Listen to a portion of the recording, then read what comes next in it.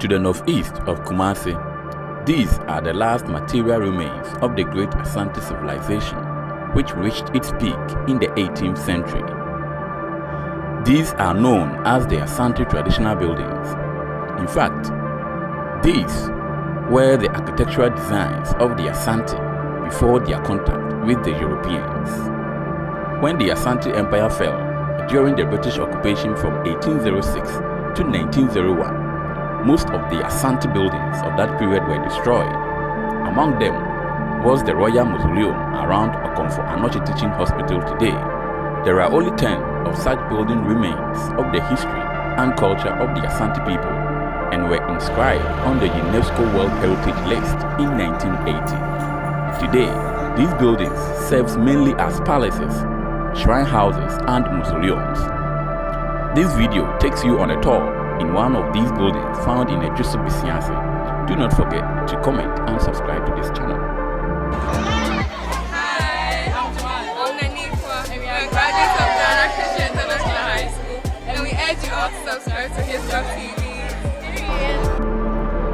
This is Ejisu-Besease on the Accra to Kumasi road. This is the branch leading to the building. This is the exterior part of the building, and this building has been here for centuries, more than 100 years ago. And as I earlier indicated, there are only 10 of such buildings in the whole of Asante today. And so, with the help of a tour guide, we will go inside the building for he to narrate or to tell us what he has for us.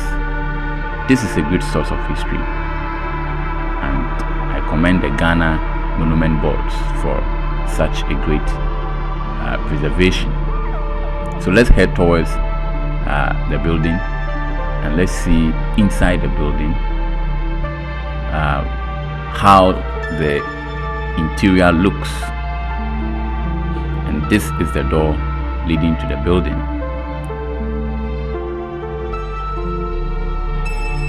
So this is how the building looks like inside the building. So let's hear our tour guide, what he has for us.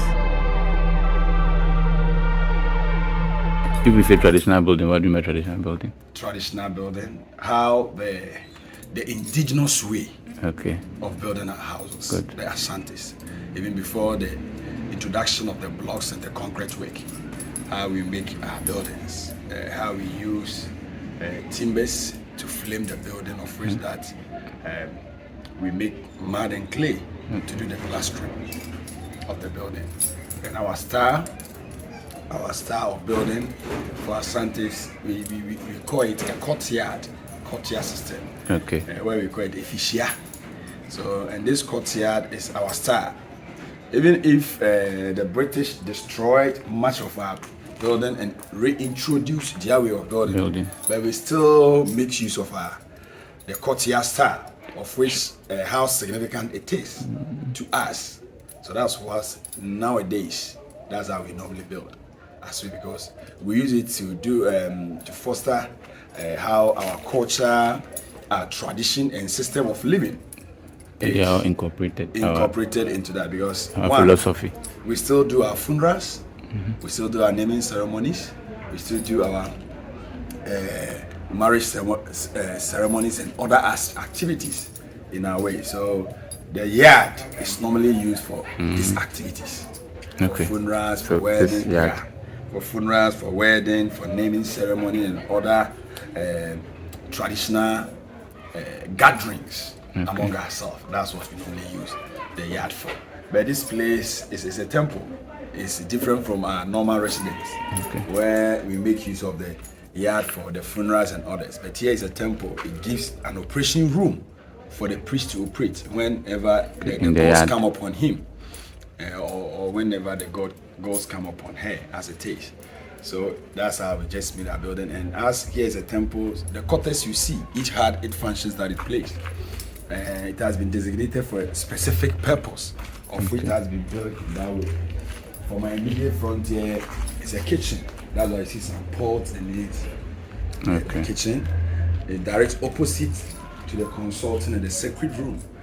Direct opposite to the consulting and the sacred room. Okay. For the purpose of whenever they prepare sacred food to be given to the gods, they will directly send it straight to the sacred room to make a supplication to the gods and make some kind of an atonement, seek for forgiveness of sin, and also pray for mercy, bumper harvest, or rain for the people as it is, and also seek for the guidance and protection from the gods. So that's for the preparation of the kitchen, and not only preparing of sacred foods, but rather the preparation of herbs, herbal medicines. Okay, they are all done here.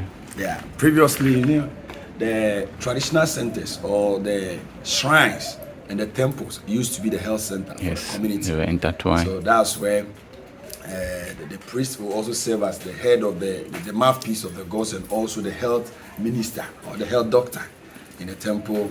So most of the times, most of our buildings, when we build it with some system of sick bay behind the main temple, whereby when the sickness is very severe, of which that they can refer the person to the house, he will be kept. The person will be kept in there to be monitored by the priest, and also to give him the number of doses of herbs that needs to be taken so that he get his well. After that, they just initiate him, bless him, and send him out as this. So that's how some buildings. And we have one building in Ejunase. So Ejunase place where we have a Tuakosuabna Kwame, where we have one great listing. You see that we have the temple in there. Okay. Of which that Ejunase, so that Ejunase. Is where I was talking about. Yeah, Ejunase. We have the shrine there, or the temple there, and we also have the courtyard and friends sick bay behind it. The same way Besiase, as we are standing here, where you came, here is the main center for that as it is. And for Asantes, traditionally, before they go to war, before they go to war, they need the directives of the priest. So they will come to the priest and ask permission if road is clear for them to go to the war, and also perform some form of rituals and some sacrifices before they go to war. So all these rituals and sacrifices that will be performed, and sometimes there will be some form of concoction that the priest will prepare for the warriors. Either they will soak their cloth in a concoction, or he will give them as a drink, and also make some form of amulets for them to wear to give protection to them. All these things were being prepared by the priest at the kitchen in that way, whereby he will soak the herbs, or either he will burn some materials together, put it together to be given to the warriors. And these things, so all these things were also made in the shrine kitchen and also in the shrine. Then we have the drummers' quarters, where we use drum. Drum is used on a dual occasions for two purposes. One is for worship, then the other is for communication. For communication, in a way that it plays in a certain rhythm or a certain sound, of which is being decoded by the people. The indigenous people understand the language of the drum. So we call it a talking drum.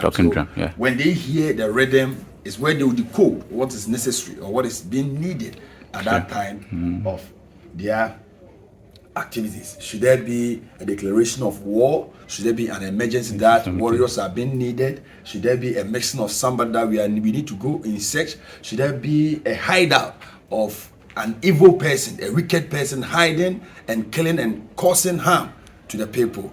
So depending what the rhythm that they will play will give the necessary condition ahead for them to do. So this drum is the main drum that Nanaya Asante, the cream out of Ejisu, who led Ashantis against the war of the Goldings too, uses.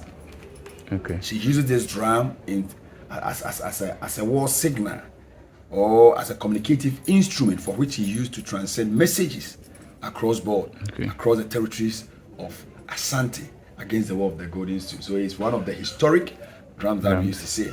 And this deity that we have here, Tanoya, is one of also the deity of Asante, the god of Asante. Tano is a god of Asante. Here we call him Yao, because it's believed that he was being given birth on Thursday. And because of such, Thursday becomes a sacred day for this community, of which we used to observe the sacredity of our God as it is. So that is about the drums. And we have the singers' quarters as usual, as you know, where the singers will be standing and singing in tune with the drums, which will supernaturally forces the gods to come and possess the priest for any message that they want to put across or to give to the community. And in our language we call it akom. So where the gods come to possess the priest, and we know that the priest is the mouthpiece of the gods.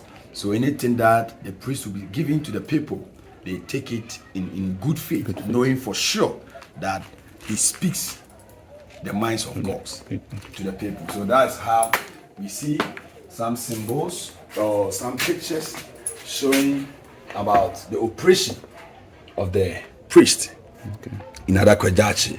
How the drummers are, as I said, the drumming, how they are making drums and people were singing in tune with the drum, and you see that the priest has been highly charged by the powers of the gods, and he's in movement. He's having a sacred dancing, sacred movement in a way as it is. So that's what we see, that we call it akom. And they also have one thing after he has visited the sacred room and come back. We have a language that we call it ebisa.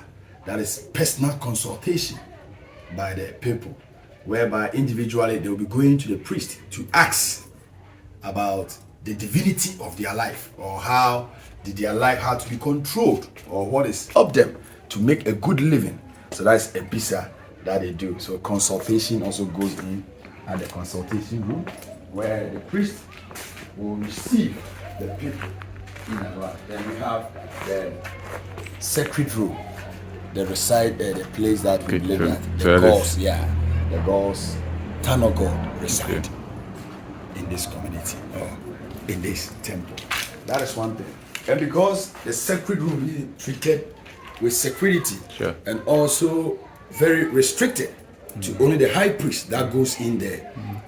Normally when the chiefs of the community or the elders in the community also want to make any oblation or make any supplication to the God or make prayer for that, they have to make their prayer upon this altar. So this is the altar of prayer. That's why we see some aromatics, schnapps around. These are the schnapps that is used for libation, and that we keep on in here as it is. So to know little about our worship, that's how it goes to that. And you can see some symbols.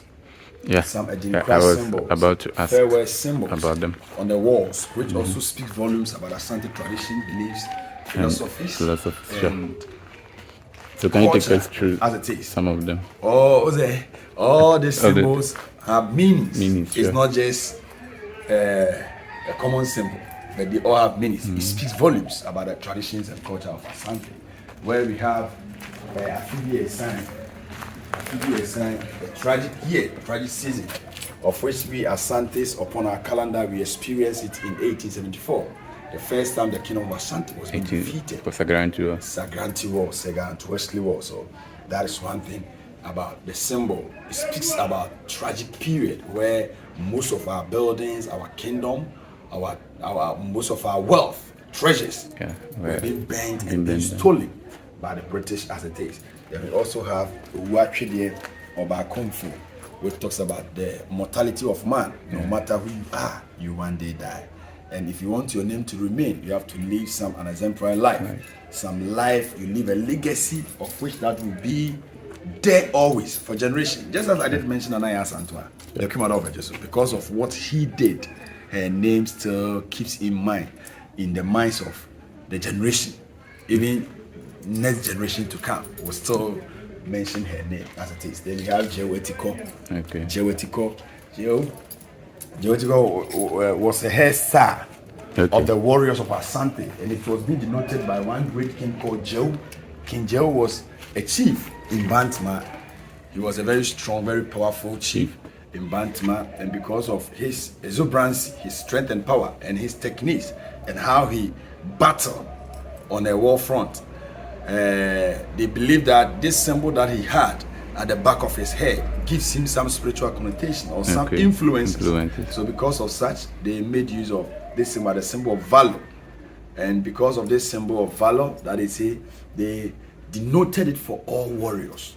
That every warrior, when you're having a head shape, you will leave this symbol at the back of your head. And also as a caution to strangers that will be coming on your land or on your village. Whenever they see anybody with this kind of hairstyle, it gives you some kind of caution about the person might be special person, so you need not to play or do anything with such. We have Genyinime, who talks about peaceful coexistence. That should be among people. It talks about peace, a symbol of peace. And you see how the rams, the strength in peace. We have a normal on Takrase, in Itubo. The symbols, there are many. We have Akokona Tiaba in Kumba, a symbol of discipline. Spare the rod, explore the child. Akokona Tiaba in Kumba. That Akokona Etieba. Okay, in Kumba. Whereby a chick steps on the chicks, but it doesn't kill the chicks. What means that when he sees that a child is going wayward, you need to bring him to the right path by discipline. By discipline, bringing him to the right path and the case. Then we have Besisaka talking about agricultural wealth or the activities of agriculture in our ways as an enterprise that we normally do. We have Insa. Insa talks about a cloth that Asantis we trade with the northern part of Africa, like Egypt, Morocco, Tunisia, Algeria. And this cloth was very, very expensive and very, very durable. Is it the Kwakwa cloth or that one is different? Kwakwa cloth or? It's different. It's different, so inside. So it's very, very expensive, very durable. So this also talks about durability of any business activity that one do. Great. Oh, that is one thing. We have Fihankra.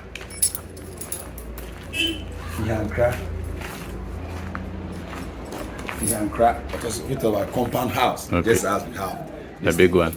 It talks about a built communalism among families in an area, because you live in one roof, you eat the same from the same bowl, you are being trained on the same way. So there is some form of communism or unity that is being built among you.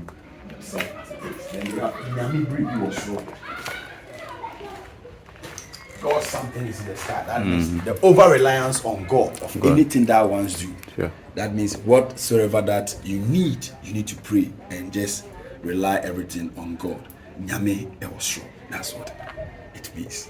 So with this, I believe we've learned a little about Asante Traditional Building with our symbols, our meanings, many symbols and their meanings, why we build our house with a courtyard style, and all these things. I believe you are welcome to Asante Traditional. My name is Grandpa.